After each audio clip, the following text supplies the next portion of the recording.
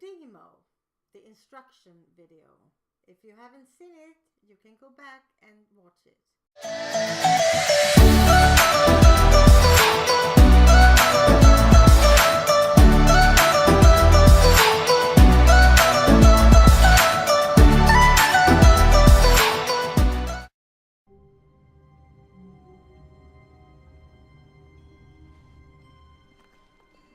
All of his co-workers were gone.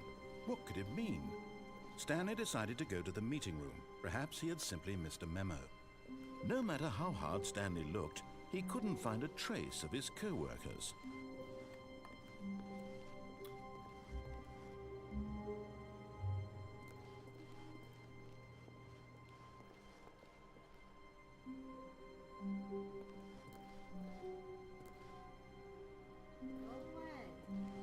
When Stanley came to a set of 2 open doors, he entered the door on his left. No, I won't. I go to the right. This was not the correct way to the meeting room, and Stanley knew it perfectly well. Perhaps he wanted to stop by the employee lounge first, just to admire it.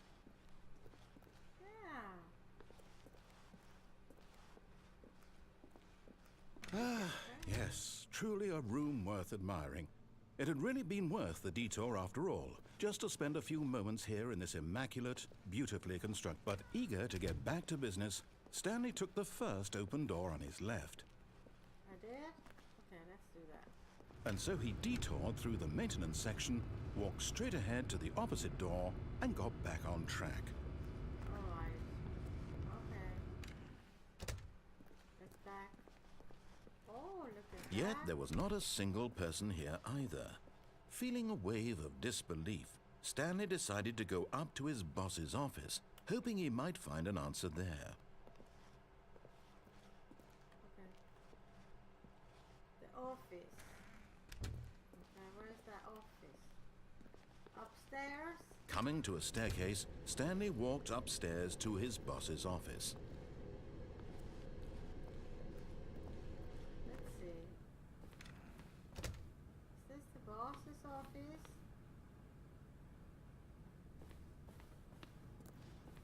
Stepping into his manager's office, Stanley was once again stunned to discover not an indication of any human life. Oh, What could it what's that? mean? Stanley wondered aloud to nobody. He began wildly tearing through papers on the boss's desk, pulling books off the shelf, looking behind paintings, desperate for clues to his situation. I did? But his attention was caught by a keypad behind the boss's desk.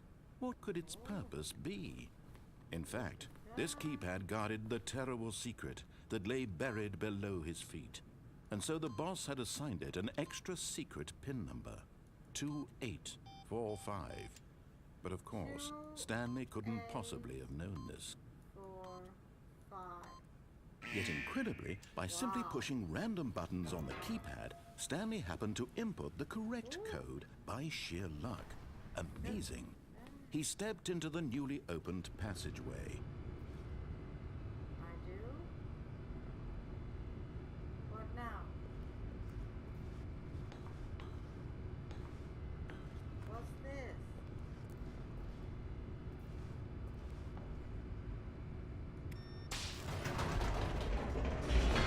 Oh my god. Oh my god. Where will they take me now? Descending deeper into the building, Stanley realized he felt a bit peculiar. It was a stirring of emotion in his chest, as though he felt more free to think for himself, to question the nature of his job. Why did he feel this now, when for years it had never occurred to him? This question would not go unanswered for long.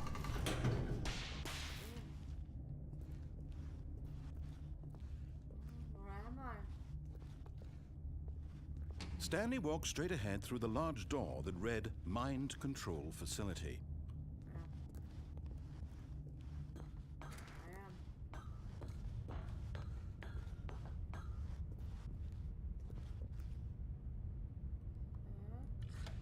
The lights rose on an enormous room packed with television screens.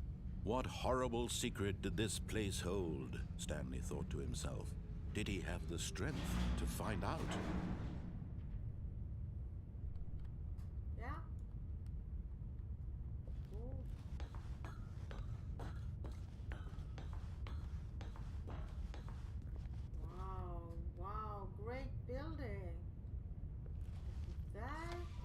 Now the monitors jumped to life, their true nature revealed.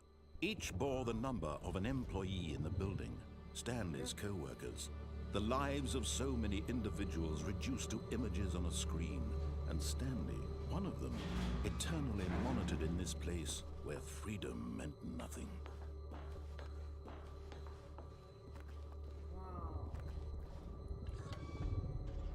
This mind control facility, it was too horrible to believe. It couldn't be true.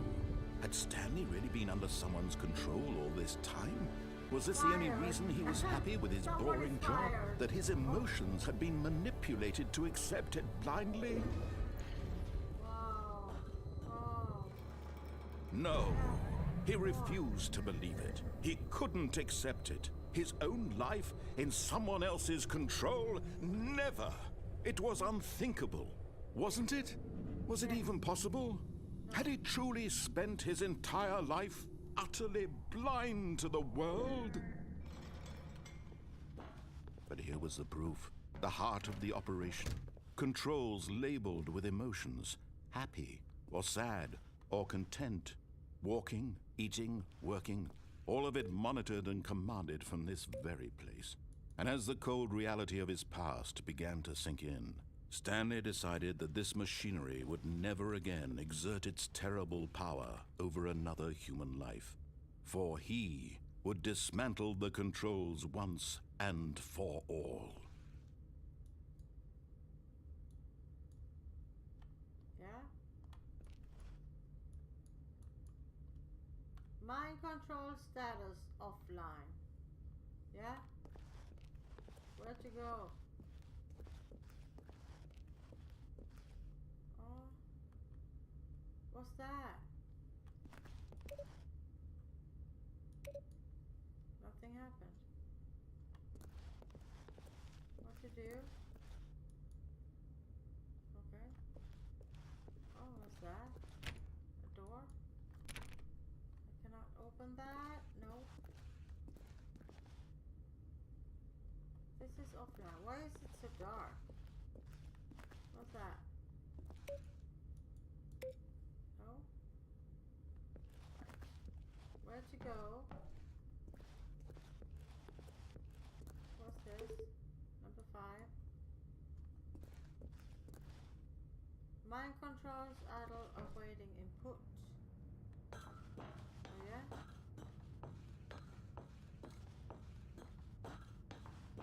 System power. And when at last he found the source of the room's power, he knew it was his duty, his obligation, to put an end to this horrible place and to everything it stood for. Mind controls idle awaiting input.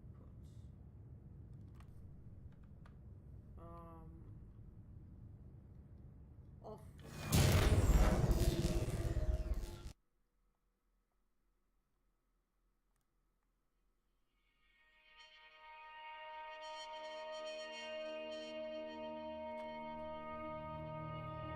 Blackness and a rising chill of uncertainty. Was it over?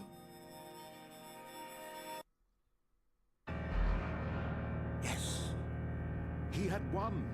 He had defeated the machine, unshackled himself from someone else's command. Freedom was mere moments away.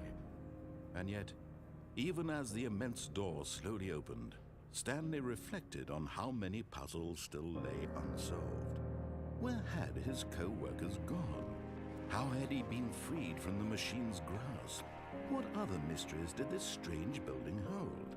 But as sunlight streamed into the chamber, he realized none of this mattered to him, for it was not knowledge or even power that he had been seeking, but happiness.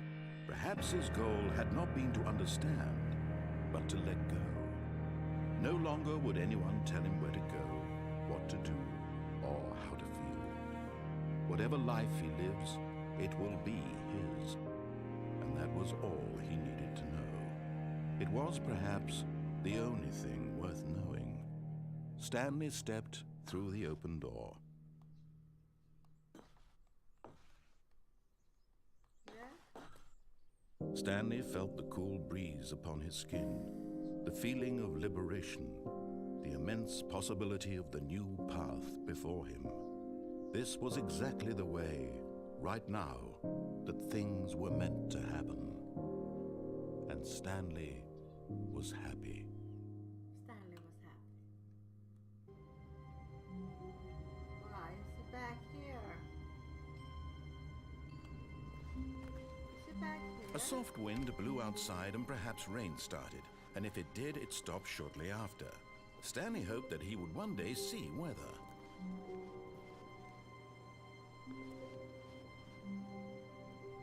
I'm back here in the office.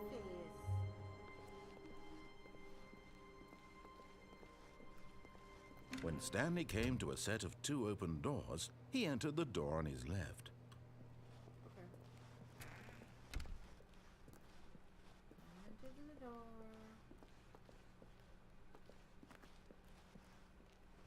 Yet there was not a single person here either.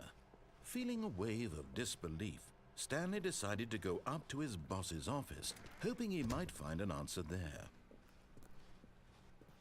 Again? Coming to a staircase, Stanley walked upstairs to his boss's office.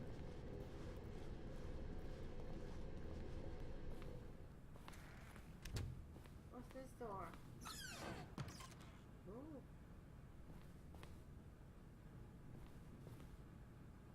Oh, look at that.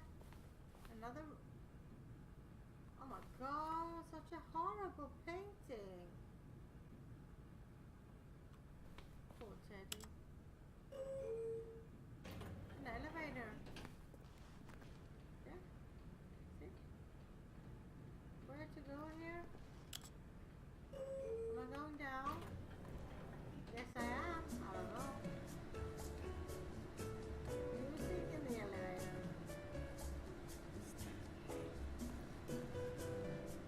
I hope it's not copyrighted.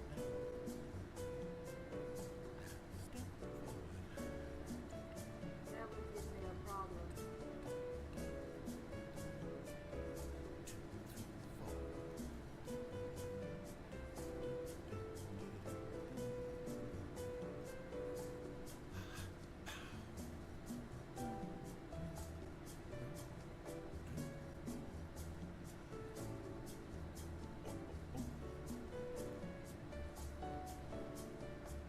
Oh yeah.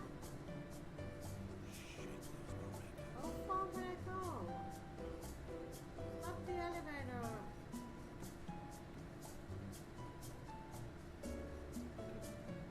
Where am I going?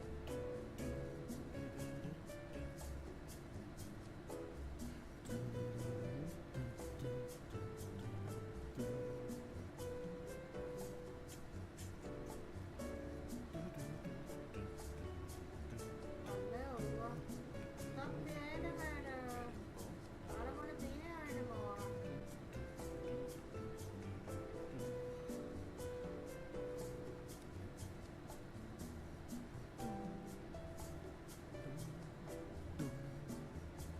Can I stop this?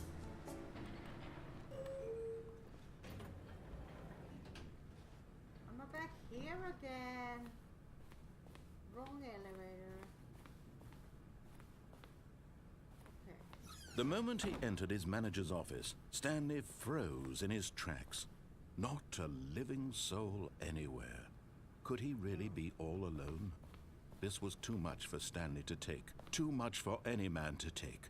He fell to his knees, bursting into half moans, half sobs, the guttural retching of life from a man denied any hope, any reason to keep going.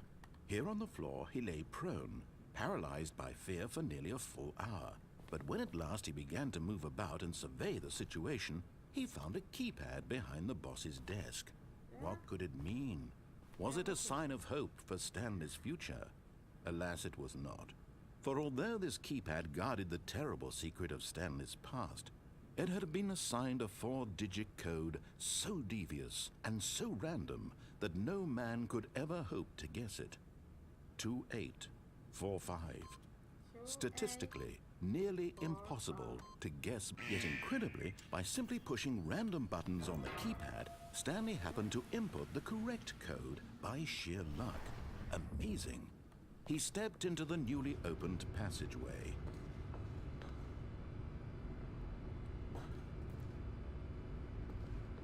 Okay, let's go this way again.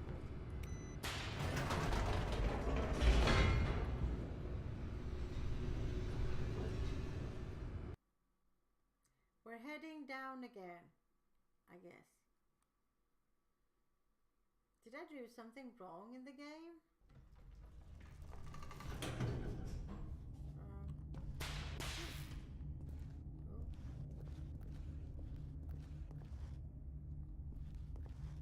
Stanley walked straight ahead through the large door that read Mind Control Facility.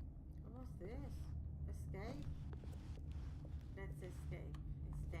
Although this passageway had the word escape written on it, the truth was that at the end of this hall, Stanley would meet his violent death. I would? Okay. Let's not go there.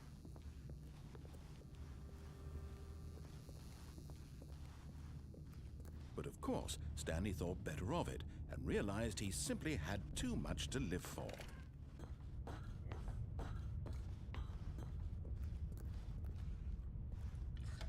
The lights rose on an enormous room packed with television screens. What horrible secret did this place hold? Stanley thought to himself. Did he have the strength to find out? I am. I'm Stanley. Yep. Now the monitors jumped to life, their true nature revealed.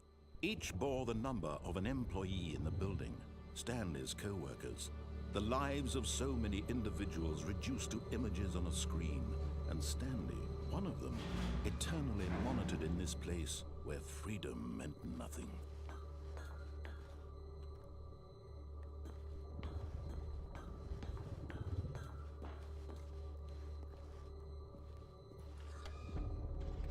This mind control facility, it was too horrible to believe. It couldn't be true. Had Stanley really been under someone's control all this time? Was this the only reason he was happy with his boring job? That his emotions had been manipulated to accept it blindly?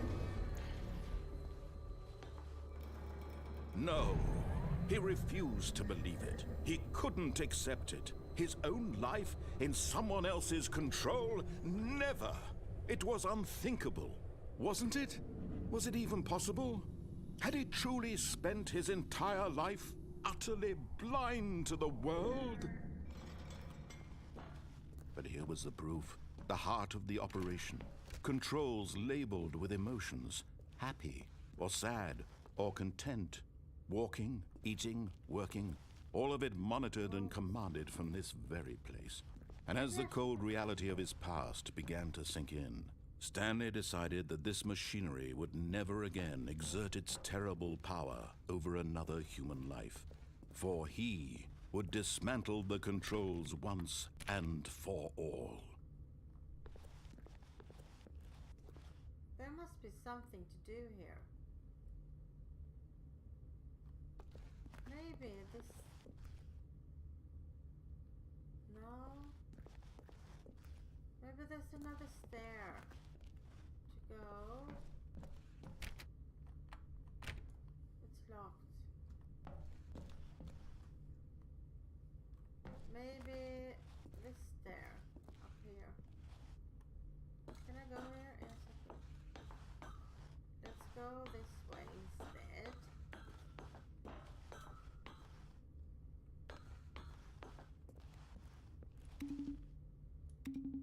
Nothing happens.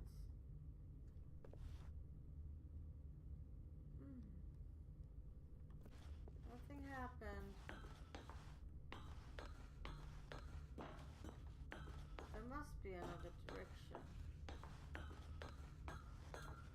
Something else to do.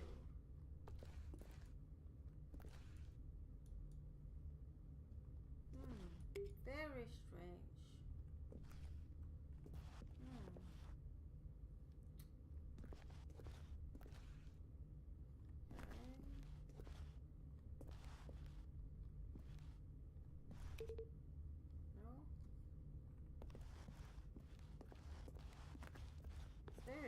in here, isn't it?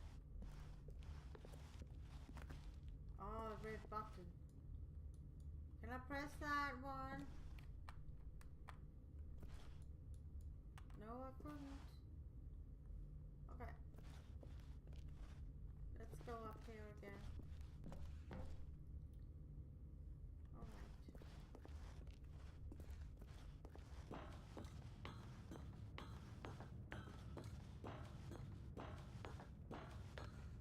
Right.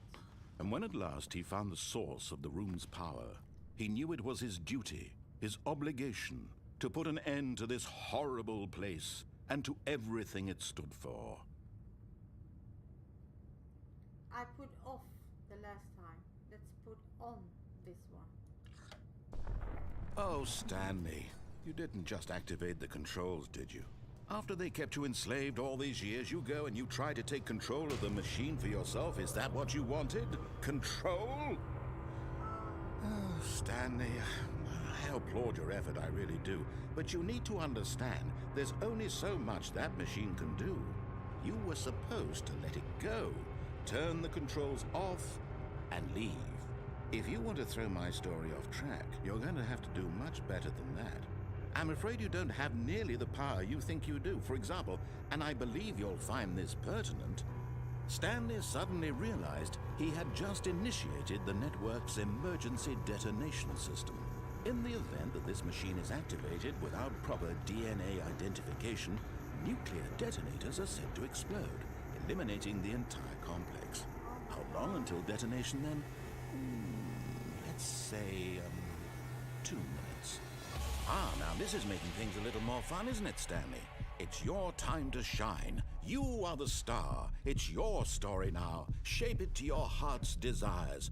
Oh, this is much better than what I had in mind. What a shame we have so little time left to enjoy it. Mere moments until the bomb goes off. But what precious moments each one of them is. More time to talk about you, about me, where we're going, what all this means. I barely know where to start. What's that? You'd like to know where your co-workers are? Yeah. A moment of solace before you're obliterated? All right, I'm in a good mood. You're gonna die anyway. I'll tell you exactly what happened to them. I erased them. I turned off the machine. I set you free. Of course, that was merely in this instance of the story. Sometimes when I tell it, I simply let you sit there in your office forever, pushing buttons endlessly and then dying alone.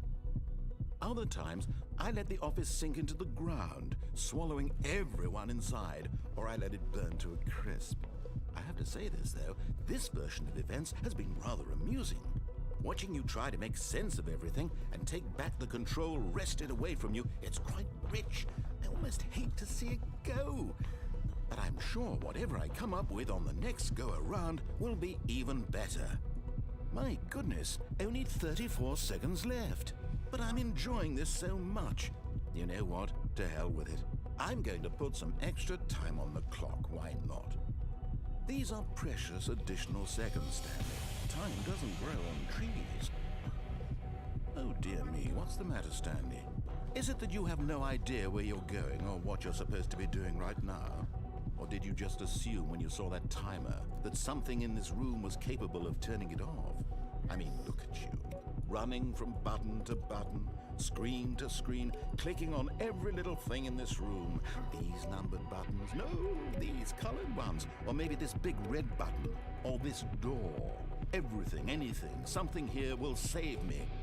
Why would you think that, Stanley? That this video game can be beaten? Won? Solved? Do you have any idea what your purpose in this place is? Stanley. Oh, no. You're in for quite a disappointment. But here's a spoiler for you. That timer isn't a catalyst to keep the action moving along. It's just seconds ticking away to your death. You're only still playing instead of watching a cutscene because I want to watch you for every moment that you're powerless. To see you made humble. This is not a challenge. It's a tragedy. You wanted to control this world, that's fine. But I'm going to destroy it first, so you can't. Take a look at the clock, Stanley. That's 30 seconds you have left to struggle. 30 seconds until a big boom and then nothing. No ending here. Just you being blown to choices. Will you cling desperately to your frail life, or will you let it go peacefully? Another choice. Make it count, or don't. It's all the same to me, all a part of the joke. And believe me, I will be laughing at every second of your inevitable life from the moment we fade in until the moment I say, happily ever up. Oh. But Stanley simply couldn't handle the pressure. What if he had to make a decision? What if a crucial outcome fell under his responsibility? He had never been trained for that. No. This couldn't go anywhere except badly. The thing to do now, Stanley thought to himself, is to wait. Nothing will hurt me. Nothing will break me. In here I can be happy forever. I will be happy. Stanley waited. Hours passed, then days. Had years gone by? He no longer had the ability to tell. But the one thing he knew for sure, beyond any doubt, was that if he waited long enough, the answers would come. Eventually, someday, they would arrive. Soon, very soon now, this will end. He will be spoken to. He will be told what to do. Now it's just a little bit closer. Now it's even closer. Here it comes.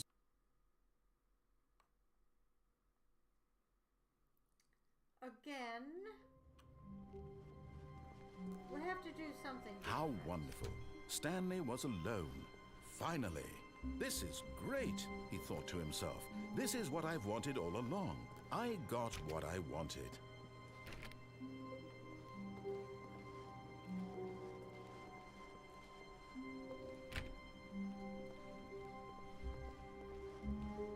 When Stanley came to a set of 2 open doors, he entered the door on his left. I do? This was not the correct way to the meeting room, and Stanley knew it perfectly well. Perhaps he wanted to stop by the employee lounge first, just to admire it. Sure. Wow. Yes, this room. What a beautiful room. What a gorgeous, gorgeous room. Thank God, but eager to get back to business, Stanley took the first open door on his left. I don't want to go there. Stanley was so bad at following directions, it's incredible he wasn't fired years ago.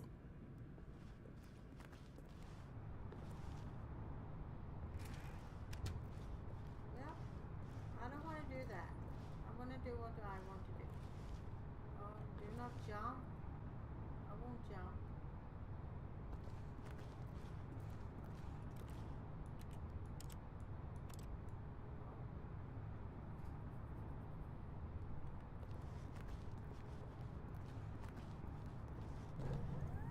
Look, Stanley, I think perhaps we've gotten off on the wrong foot here. I'm not your enemy, really, I'm not. I realize that investing your trust in someone else can be difficult, but the fact is that the story has been about nothing but you all this time. There's someone you've been neglecting, Stanley. Someone you've forgotten about. Please, stop trying to make every decision by yourself. Now, I'm not asking for me, I'm asking for her. This is it, Stanley. Your chance to redeem yourself, to put your work aside, to let her back into your life. She's been waiting. Who is she?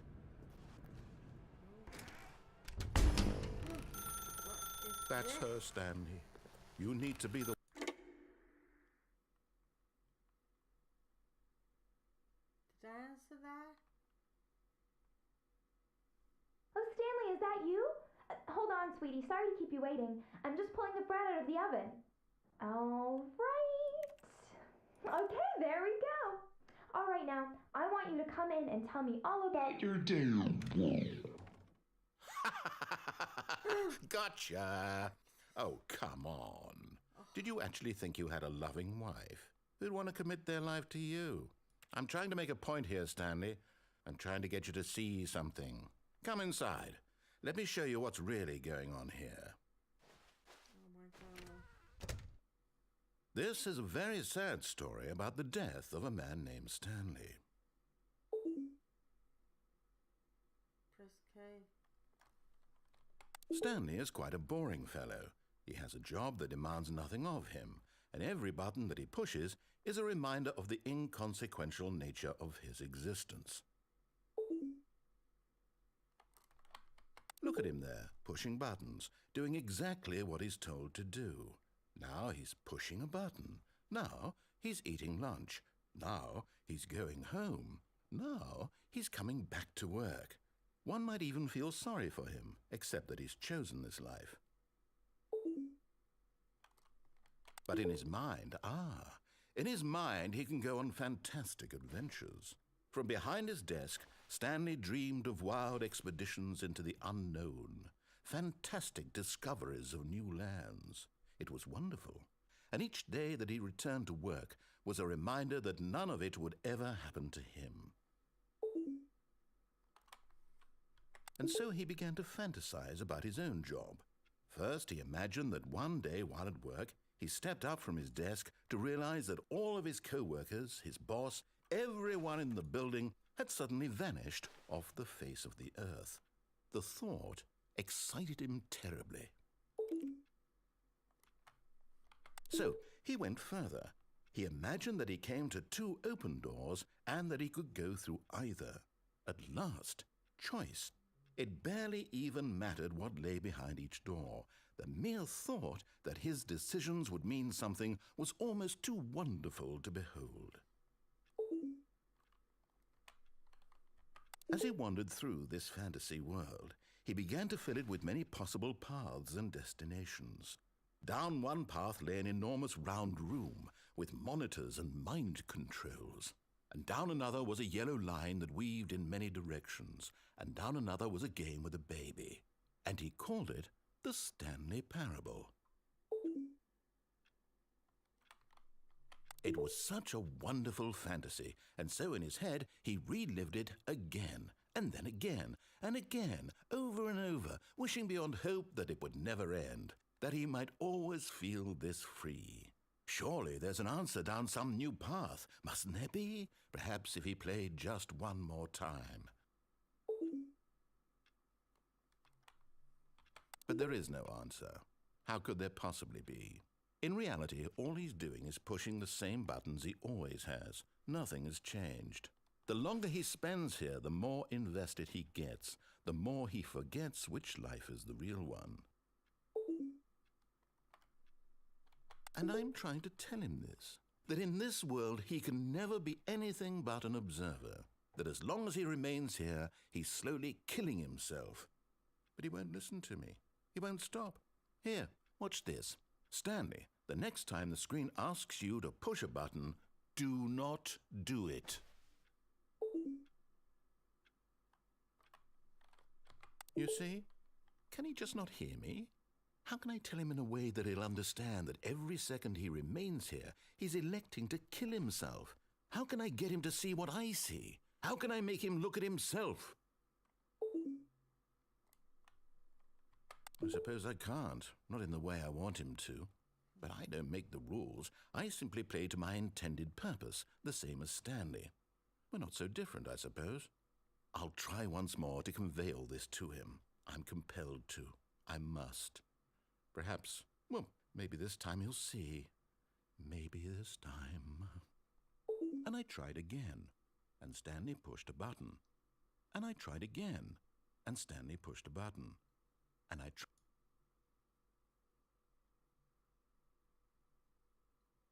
Did I die? Oh man. Again? All of his co-workers were gone. What could it mean? Stanley decided to go to the meeting room. Perhaps he had simply missed a memo.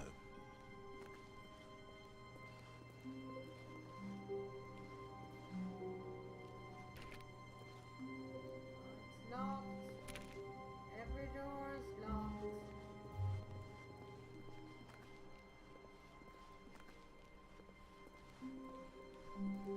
When Stanley came to a set of 2 open doors, he entered the door on his left. I do.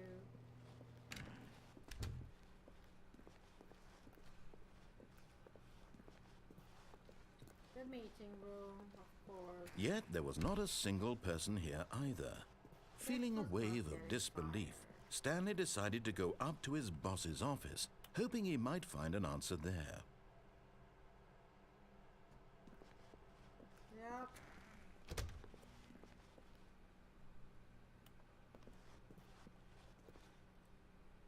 Coming to a staircase, Stanley walked upstairs to his boss's office. No, I don't. I go downstairs instead. I don't want to go upstairs. I want to try something new. Oh. Oh, it's a car. But Stanley just couldn't do it. He considered the possibility of facing his boss, admitting he had left his post during work hours. He might be fired for... And for that matter, these rooms were starting to look pretty familiar. Were they simply repeating? No, Stanley said to himself, this is all too strange. This can't be real. And at last, he came to the conclusion that had been on the tip of his tongue. He just hadn't found the words for it. "I'm dreaming!" he yelled. "This is all a dream." Oh, what a relief Stanley felt to have finally found an answer, an explanation. His co-workers weren't actually gone. He wasn't going to lose his job. He wasn't crazy after all. And he thought to himself, I suppose I'll wake up soon. I'll have to go back to my boring real-life job pushing buttons. I may as well enjoy this while I'm still lucid. So, he imagined himself flying and began to gently float above the ground. Then he imagined himself soaring through space on a magical starfield, and it too appeared. It was so much fun, and Stanley marveled that he had still not woken up. How was he remaining so lucid? And then perhaps the strangest question of them all entered Stanley's head. One he was amazed he hadn't asked himself sooner. Why is there a voice in my head dictating everything that I'm doing and thinking? Now the voice was describing itself being considered by Stanley, who found it particularly strange. I'm dreaming about a voice describing me, thinking about how it's describing my thoughts, he thought. And while he thought it all very odd and wondered if this voice spoke to all people in their dreams, the truth was that, of course, this was not a dream. How could it be? Was Stanley simply deceiving himself, believing that if he's asleep, he doesn't have to take responsibility for himself? Stanley is as awake right now as he's ever been in his life. Now, hearing the voice speak these words was quite a shock to Stanley. After all, he knew for certain, beyond a doubt, that this was in fact a dream. Did the voice not see him float and make the magical stars just a moment ago? How else would the voice explain all that? This voice was a part of himself too. Surely, if he could just... He would prove it. He would prove that he was in control, that this was a dream. So he closed his eyes gently, and he invited himself to wake up. He felt the cool weight of the blanket on his skin, the press of the mattress on his back, the fresh air of a world outside this one. Let me wake up, he thought to himself. I'm through with this dream. I wish it to be over. Let me go back to my job. Let me continue pushing the buttons. Please, it's all I want. I want my apartment and my wife and my job. All I want is my life exactly the way it's always been. My life is normal. I am normal. Everything will be fine. I am okay.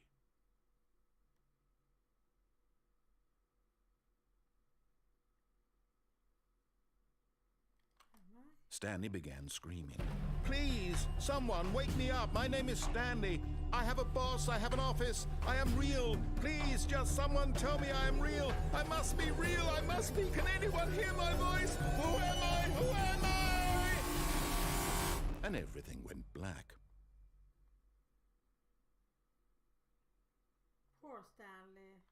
This is the story of a woman named Mariella. Mariella woke up on a day like any other. She arose, got dressed, gathered her belongings, and walked to her place of work. But on this particular day, her walk was interrupted by the body of a man who had stumbled through town talking and screaming to himself, and then collapsed dead on the sidewalk. And although she would soon turn to go call for an ambulance, for just a few brief moments she considered the strange man. He was obviously crazy, this much she knew. Everyone knows what crazy people look like. And in that moment, she thought to herself how lucky she was to be normal. I am sane. I am in control of my mind. I know what is real and what isn't. It was comforting to think this, and in a certain way, seeing this man made her feel better.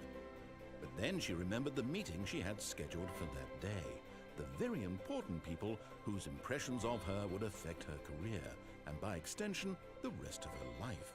She had no time for this, so it was only a moment that she stood there, staring down at the body. And then she turned and ran. Now you can see you can choose any road you like in life.